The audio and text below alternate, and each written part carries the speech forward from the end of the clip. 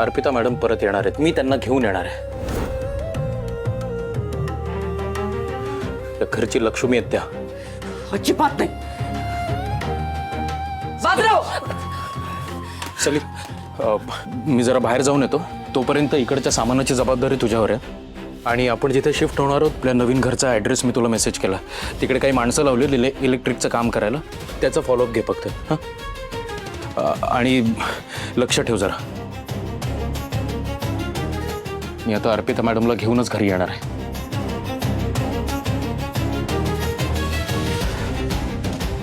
बाबांकडेही लक्ष दे. हां,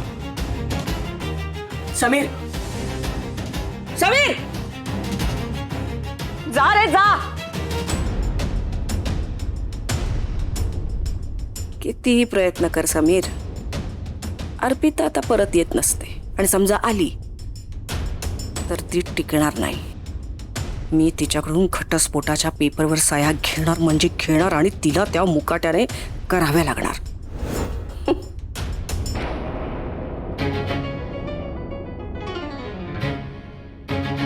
हॅलो हेमंत, काही कळलं का रे? अर्पिता मॅडम कुठं? नाही नाही, अजून नाही सापडल्या. मी शोधतोय त्यांनाच. कळवतो भेटले की. ओके बर. हॅलो चौधरी काका, काही कळलं अर्पिता मॅडम कुठे आहेत? नाही, मी माने काकांना फोन केला होता. त्यांचा मित्र पोलिसात आहे, तो मदत करतो म्हणाला. पण बरं ठीक आहे, थांबा.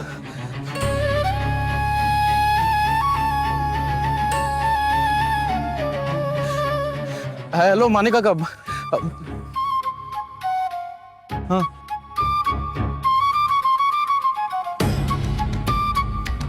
बरं ठीक.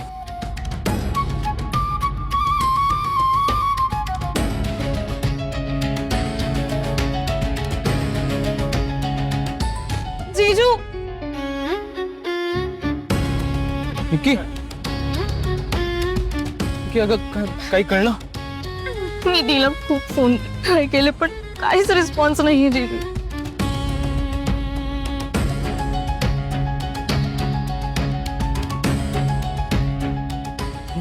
आपण तिकडे शोधू. चल. काय कळलं का? आशुतोष, तिकडे जाऊन शोधायचं होतं ना तू. आशुतोष. अरे एक मिनिट, मी करतो. अरे नाही यार, नाही मिळत कुठे. तुला काही कळलं का? समीर यार, अरे असं खचून नको जाऊस यार. अरे पण कुठलाही मेसेज न करता, काही न कळवता कुठे गेले असतील तर? आणि ते या अशा सिच्युएशन मध्ये. भीती वाटते मला. नाही समीर, असं काय झालं नसेल. काहीतरी पॉझिटिव्ह कारण असेल यार. म्हणजे समजूत नको घालूस तू आता.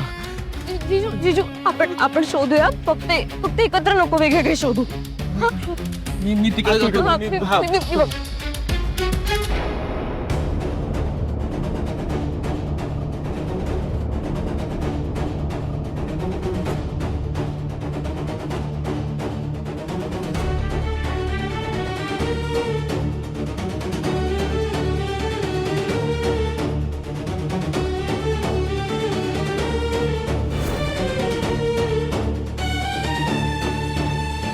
काका यांना बघितलं का? नाही, याच रिक्षा स्टँडवरून रिक्षा पकडायच्या. मी नाही बघितलं. नक्की? हो. थँक्यू.